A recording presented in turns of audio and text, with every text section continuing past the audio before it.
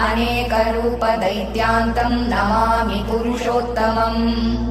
अस्य श्रीविष्णोर्दिव्यसहस्रनामस्तोत्रमहामन्त्रस्य श्रीवेदव्यासो भगवान् ऋषिः अनुष्टुप् छन्दः श्रीमहाविष्णुः परमात्मा श्रीमन्नारायणो देवता अमृतांशुद्भवो भानुरिति बीजम् देवकीनन्दनः स्रष्टेति शक्तिः उद्भवः क्षोभणो देव इति परमो मन्त्रः शङ्खभृन्नन्दकी चक्रीति कीलकम् शार्ङ्गधन्वा गदाधर इत्यस्त्रम् रथाङ्गपाणिरक्षोभ्य इति नेत्रम् त्रिसामासामगः सामेति कवचम् आनन्दम् परब्रह्मेति योनिः ऋतुः सुदर्शनः काल इति दिग्बन्धः।